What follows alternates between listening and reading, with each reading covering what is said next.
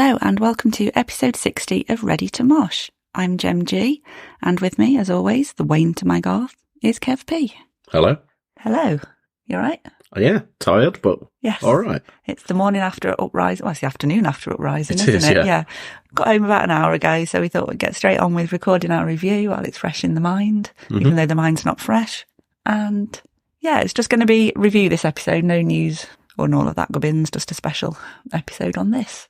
So first of all, we're going to talk about the festival itself, overview of the event, venue, facilities, and all of that.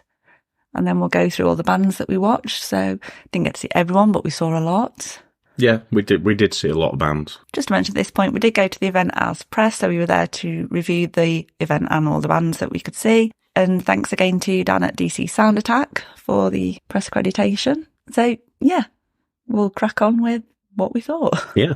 It was a bit of a, I want to say a faff at first, just trying to sort the tickets out. Again, purely because it was press tickets, your normal tickets, so they were fine. They were fine, yeah. There was just, I blame the security and the venue staff, not the festival itself. It wasn't the festival. No, it wasn't the festival or anybody involved in sorting the press out.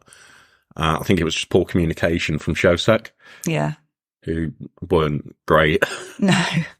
But we did eventually get our tickets and our passes and we were sorted and we got in the building. So that was a bonus. Yeah. The venue itself is absolutely amazing. Yeah. I was a little bit nervous beforehand, but I just get like that with venues that I don't know. Yeah.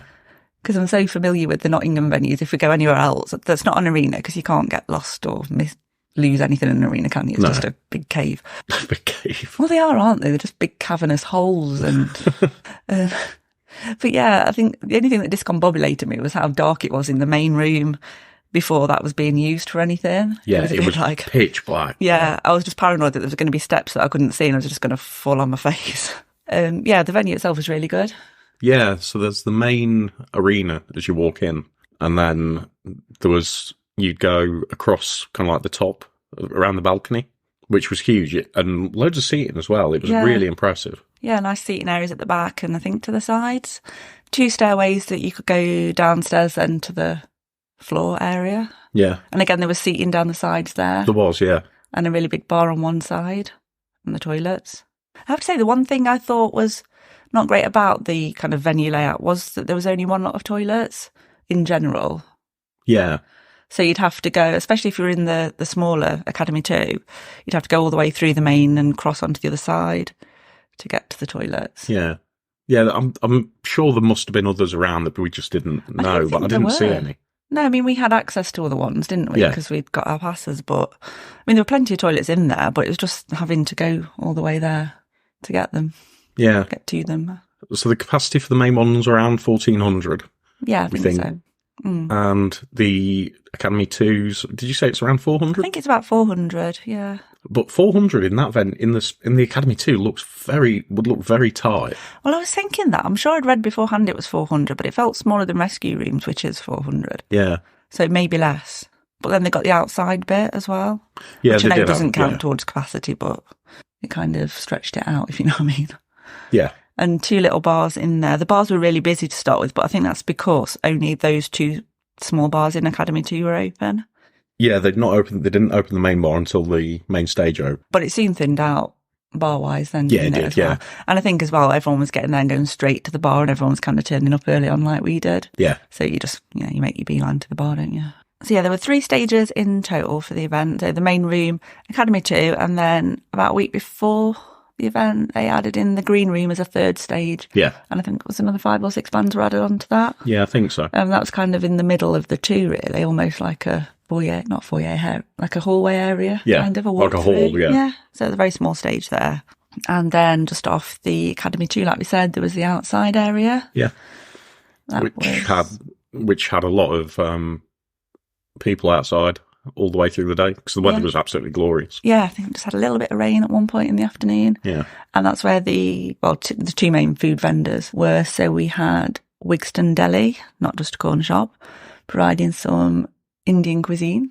which was absolutely amazing. Yeah, that was great. We had that for tea, didn't we? We did, yeah. I thought it was a really good concept as well, because it was just basically almost like an Indian tapas kind of Yeah, thing. sort of, yeah. Yeah, so you had like potato cakes, barges, there's like a potato curry, Onion. kind of onion salad thing. Sauce. All vegetarian, which is great for me. Yeah, and as a real meat eater, it blew me away. I thought it was really nice. And it was good stodge as well. It was very good, yeah. Yeah, it tasted great, but it served a good purpose as well. Yeah.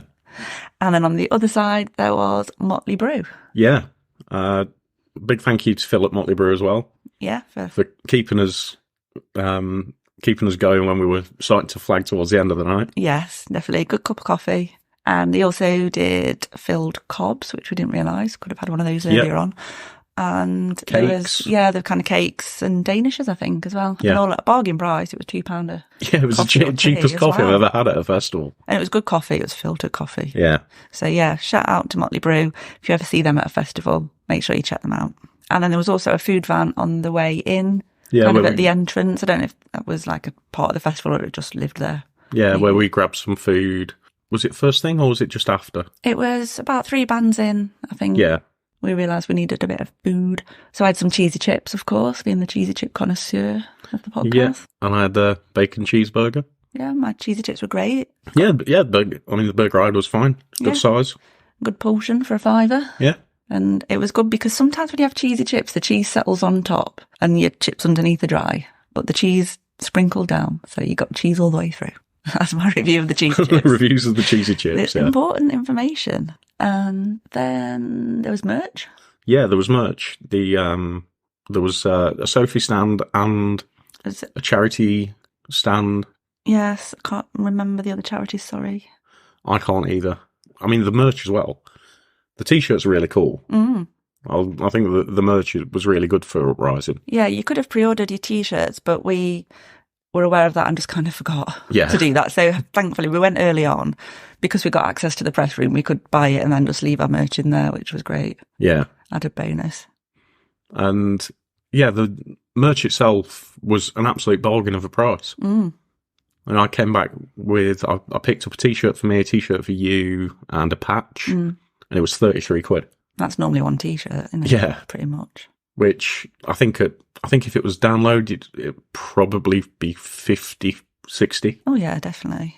So yeah, absolute bargain price on the merch. And there was a lot of people wearing the T-shirts as well. So yeah, I imagine they did pretty well out of that. And there was some band merch at the side. I don't know if they were rotating that as bands came on and went. Yeah. But it always seemed quite busy around that area, which is good. Yeah, it was, yeah. So yeah, I think that's all we've got to say in general about the venue and the event. Yeah. So we'll start moving on to all the bands that we watched. And there was a hell of a lot.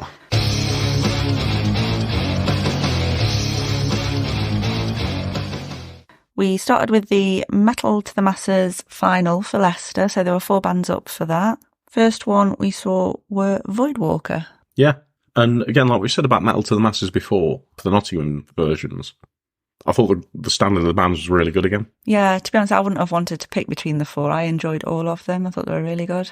Yeah, so I only saw 3 of these because I went to check in at the hotel. Yeah, you had to check in at some point, so you did that then, didn't you? Yeah. But yeah, I watched Voidwalker as well. I thought the vocals were really intense. And it kind of mixed with a lot of clean ends as well. Yeah. And yeah, they were really good. Yeah, I agree with what you said. They were great. Yeah, next up were Loach, who for me kind of had it was almost like Rage Against the Machine sort of vibe. I put that as well. Mixed with Deftones. Reminds me of Rage. And at one point, one track reminded me a little bit of Tool as well, some of the melodies that they were using in the layers. Yeah. Oh, I didn't get that myself. Yeah, but... I think it was only in one song, but I wrote it down anyway, so I didn't forget. Yeah, I mean, it filled up a lot when they got on as well. Yeah, I was just going to say, actually, I don't know if it's just because Voidwalker on first, but the rest of the band seemed to have more support for them. Yeah. Maybe they were more established, I'm not sure, but... Yeah, I mean, they had lots of energy. Yeah, some really cool bass lines go out, but almost really melodic. kind of like funk bass lines as well in places that kind of give you that rage. That's what vibe, I was going to say. I thought, is it just me that's getting this kudos? Sometimes my ears are a bit off. I hear things that you don't. This doesn't necessarily mean it might be that mine are off. Yeah, your ears are off. But yeah, definitely got some rage vibes from them. They were really good. Yeah. And then we had Inflictions. Yep. Little bit of kind of like theatrical masks going on. I was going to say, it was interesting because they were all masked apart from the lead singer. Yeah. Whether that was just a practical thing that they needed their mouth more open. I know that lead singers do wear masks, obviously. Yeah. But yeah, I thought it was interesting. Although I'd listened to them a little bit and seen some stuff online, I didn't realise that they had the masks. That passed me by. But yeah, I thought they were great, really heavy. Yeah, nice bit of crowd interaction as well. At times they reminded me of a young Slipknot. Okay, yeah. I mean, they had a really strong mix, kind of like clean and sort of growling vocals throughout. And I mean, the Metal to the Masses bands I saw, these were actually my favourites. Well, I was going to say, from the ones I'd listened to, because I've been listening to them all before, and if I had to pick one, it would have been Inflictions. Yeah. And then there's the fourth Metal to the Masses band, and this one I didn't see. Oh, so it's all on me. It's all on you. Running with Knives were the final ones. So again, I thought these were really good. They were kind of metalcore with, I thought, a hint of new metal at times going through them. Yeah. They had some really strong vocals, really got a roll from the lead singer, and then on the clean vocals, it was usually a dual vocal, and that worked really well. They really harmonised together well on that. Some really epic breakdowns and some really awesome guitar work, some cool solos, and yeah, just great. I actually noticed people wearing Running with Knives merch as well. I noticed a bit of that, actually. Yeah. So, I mean, obviously they were all local bands, but again, a lot of local support. Yeah, and then I suppose we should finish with who the winner was. Yeah, like I say, we wouldn't have wanted to really have picked, but the winners were Voidwalker. Yeah, so well done to them. Yeah, congrats. So they'll be on the New Blood stage at Bloodstock. Well done to them. And well done to all the bands. I think they've all got potential to go far anyway. Yeah, I'm sure we'll see them at more Metal to the Masses as well. Yeah. Because, but some bands do play more than once. It's not just a single one-time shot.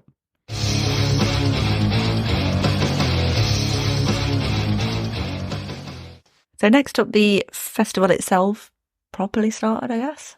Yeah, I suppose you could say that, in the main room. Yep, so kicking it off were internal conflicts. So we had a chat with Adam last week. Yeah. An episode a couple ago. We had a chat with Adam from Internal Conflict, so go give that a listen if you haven't yet. Yeah. And yeah, they set off proceedings really well. Yeah, I thought they were an amazing opener. Yeah, I was really looking forward to seeing them. Yeah, we were right on the front for that. And yeah, they put in a great performance. Yeah. Really good to see. And it's kind of like, I want to say it's what we expected. Like with because I'd seen some of the stuff that they've done before on YouTube, live performances at a place like Bloodstock, and they were, a perfect opener. Yeah, definitely. We recommended them. It's one of our recommendations a couple of months ago, I think. Yeah. So they've been on our radar for a while anyway, so it's great to finally see them live. Yeah. And hopefully, I mean, they're not a million miles away from us, so hopefully we get to see them again soon. No, I've got a feeling they're somewhere that we are as well later in the year. But anyway, yeah, great opener. Yeah, really solid. Full of energy, really great performance, and set us up well for the rest of the day. Next up were Blood Oath, and they've been around since 2015, I think. But I don't know how they've never made it huge, because they are kind of like a real solid band. And when there's some bands you watch, you go, how have you never got so like really big? Yeah. And which is a real shame, but yeah, they were fantastic. It was really good to watch them. Yeah, they were back in the Academy too, so smaller room, but lots of support in there for them. Yeah, they had a hell of a lot of support. Yeah, it was a really tight set from them. Very, kind of very angry, very loud, just what you really wanted at that time. Yeah, I think because different vibe obviously to Internal Conflict. So from going from them to, their kind of energetic metalcore, this was more kind of intense. Yeah. Kind of it was death metal. Yeah, it was a good mix, wasn't it? Gnarly. Yeah, great. And then the next band that we watched were Lowen, again in Academy 2. Also a band that we had a chat to before the festival. Yeah. That you can go and listen back to that. But yeah, we were really looking forward to these, weren't we? Yeah. And it was for me, it was one of the performances of the day. Yeah, I would definitely agree with that.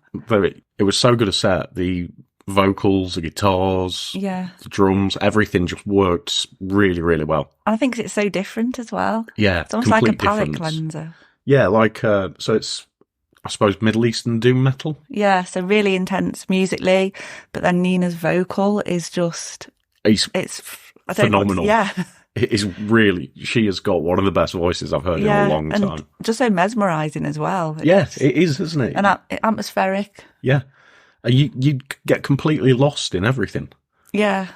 Yeah, it was so good a set. Yeah, and we started off on the barrier for that, and then I moved back a little bit just to get some footage from further away, but you could see everyone just seemed completely mesmerised by it all as well. It was just so captivating. Yeah, and it was, like you said, about it being a palate cleanser, it was so different to everything else on that day. Yeah.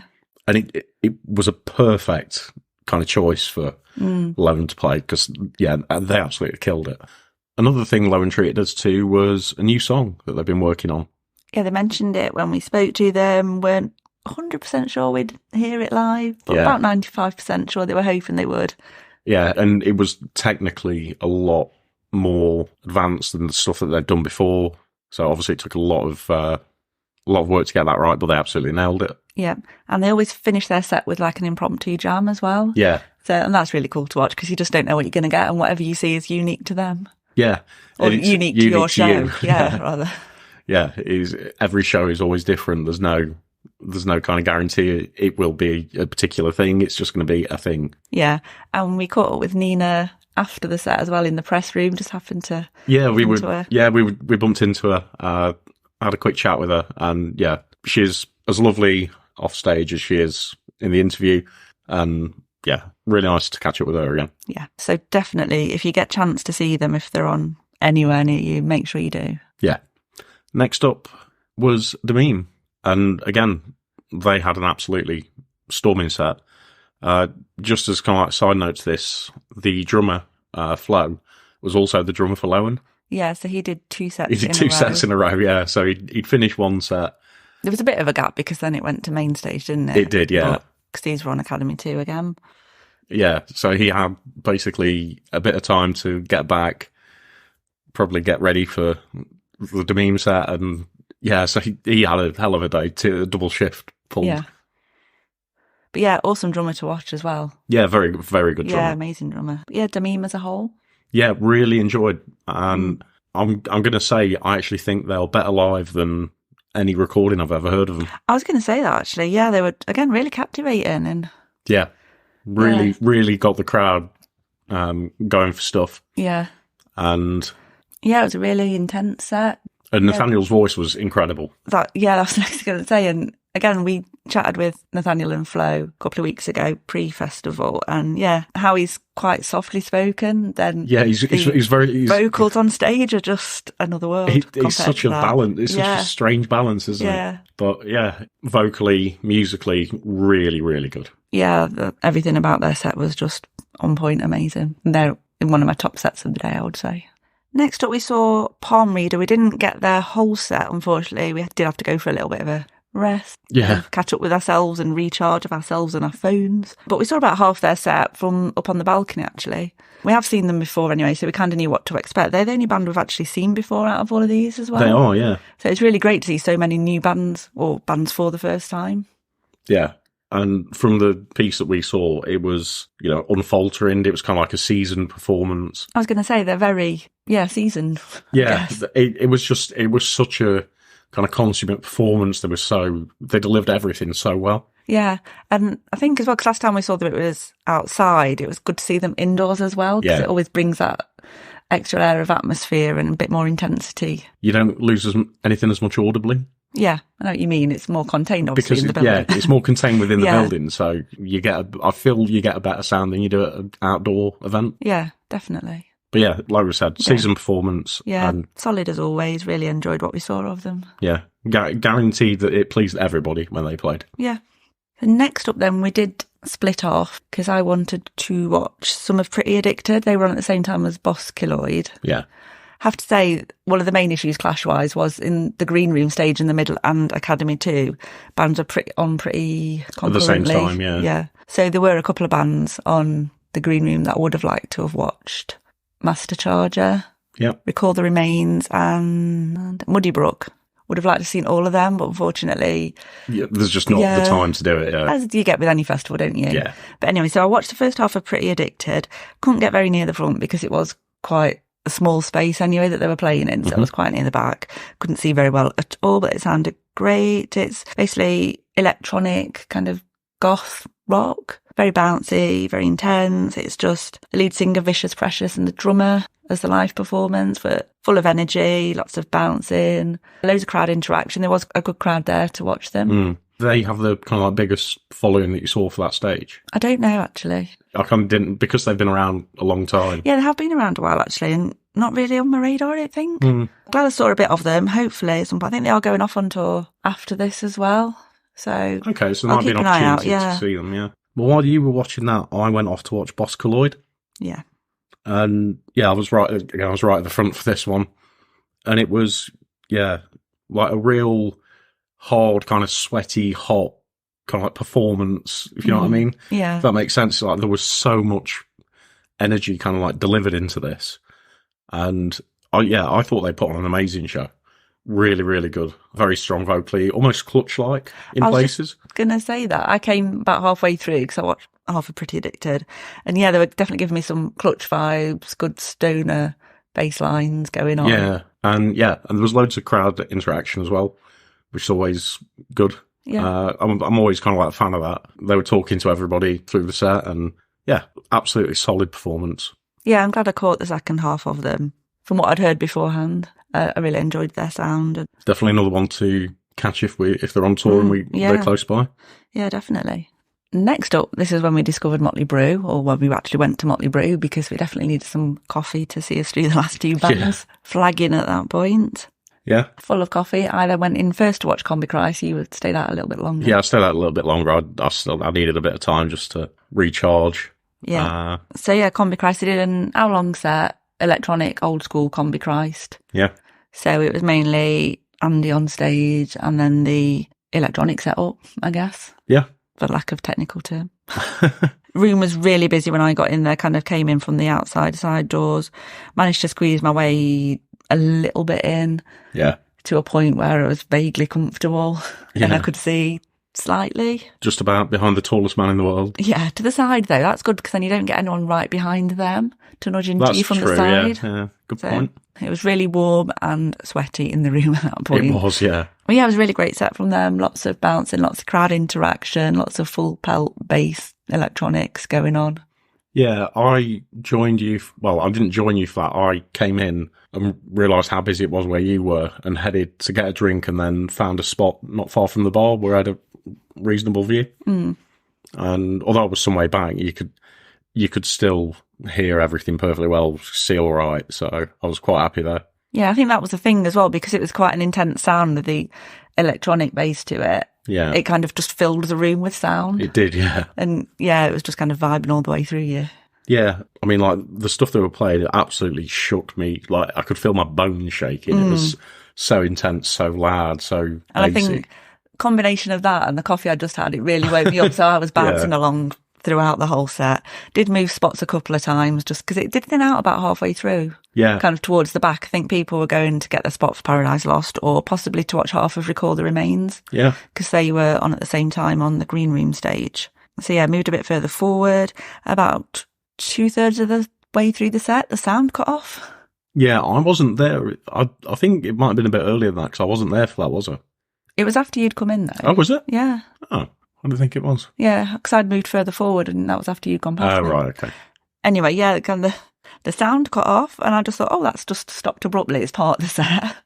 But then Andy tried to talk and the mic wasn't doing anything. So it was like, oh, okay. Yeah, they've probably They've actually blown a fuse here. It's that loud.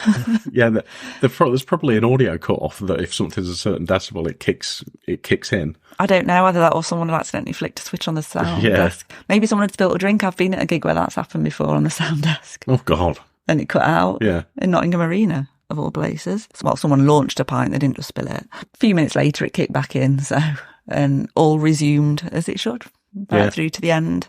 How insane was the light show? I was just going to say, that's the other thing as well, the whole part. It was almost like an old school rave type environment, wasn't it? Not that I ever went to an old school rave, but what I imagine. It was a very, very insane, intense kind of light show. And yeah, if you've got epilepsy, that was not the place to be. No, a few times actually lights were quite intense. I think Damim had quite intense lights, didn't they? A few times it's like, whoa. Yeah, I guess dance tent vibes. It was, yeah. Yeah. Yeah. Very, very full on. Yeah. But an absolute killer set. Yeah. Really enjoyed every minute of that. Yeah, I did. I'm so glad I've ticked them off now. Yeah. Then finally, it was the headline act. Paradise Lost. Yeah, weirdly, I didn't think the room was as busy as I thought it was going to be.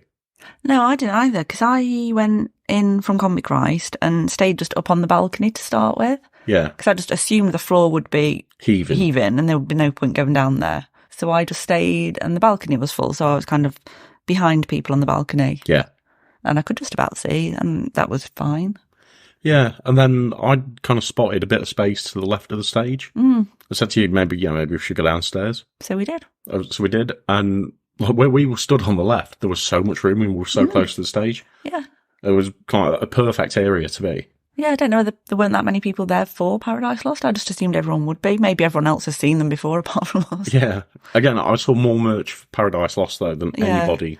Yeah, there was still a decent crowd there, to be fair. But it was still busy. Yeah. But it was, it was just, it was strange. I thought every single person would be there. Yeah, but not complaining, because we had loads of room and a great view. Yeah, and I'm always up for that. Yeah. So they started with The Enemy, and then moved into Hallowed Land. And the whole performance from Paradise Lost was, absolutely spot on. Again, another band that are even better live than kind of like a recorded version. Yeah, definitely. And like we said, we don't know how we've managed to not see them before. No, it still blows my mind.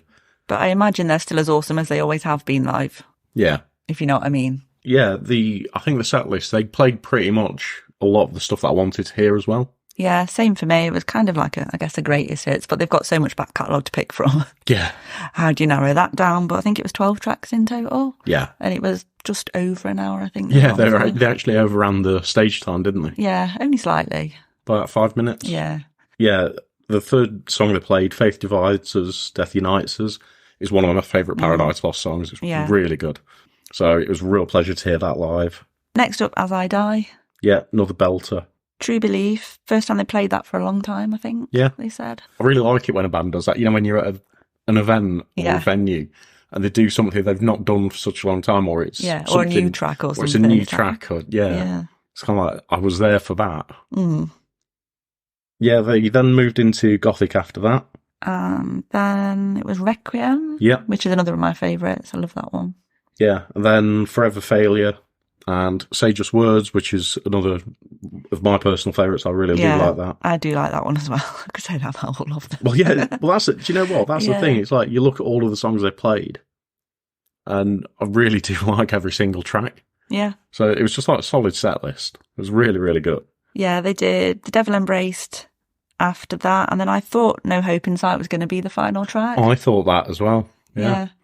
And because, again, No Hope in Sight is one of my absolute favourites. It's so, so good. And the voice is just incredible for that. Yeah. It is just perfect. And then they finished with Ghosts, which was another fantastic track. Yeah, I think it was a really good one to end on as well. Yeah, but I think, like you said, I thought of the track before they would have finished with, but but they didn't. They finished with Ghosts. Yeah, it was absolutely amazing. Finally, we got to see them live. Yeah, the whole show was amazing. There was a lot of crowd interaction. Again, the light show was great. Yeah. Went really well. So, just the whole performance was... Yeah, everything was tight. It worked really well. Yeah, it's everything you'd hope for a band that you've not seen before, that you want it to be, if you know what I'm saying. Especially when it's a band that you've never seen, that you really wanted to see.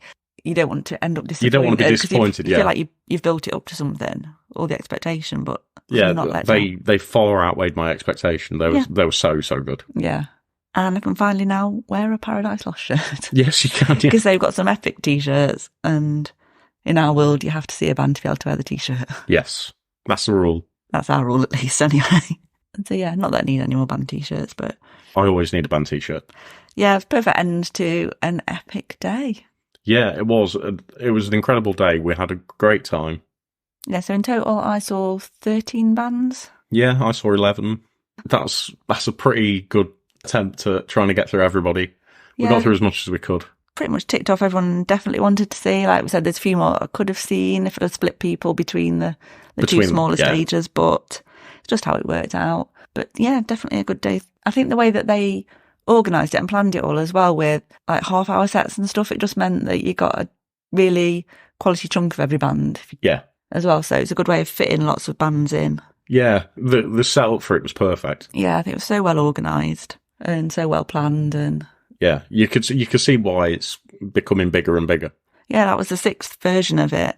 Yeah, It's good to see a small festival just carrying on and growing. yeah, it is, and it's like we say, it was a great day. They've done really well, and also just to mention on that, early bird tickets are now on sale for Uprising 7. Yep, they are. They're, I believe, a bargain price of £20. Yeah, if you get on the early bird, and for that kind of that's a crazy price. It's like people should definitely get on for that because the quality of the bands that you're going to see. Yeah, obviously we don't know who's going to be there yet, but based on this year and previous, based on this and previous years, yeah, whoever you're going to get is going to be an awesome day out and highly recommended. Yeah, I'm sure we'll probably be there next year.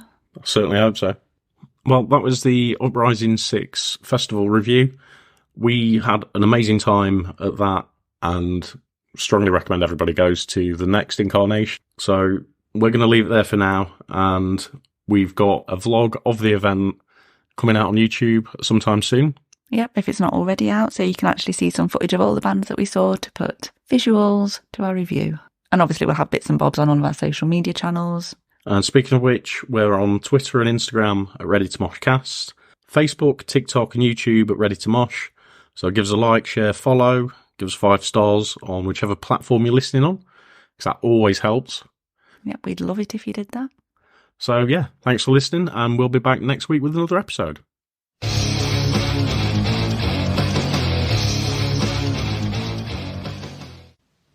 Make it stop, Moog.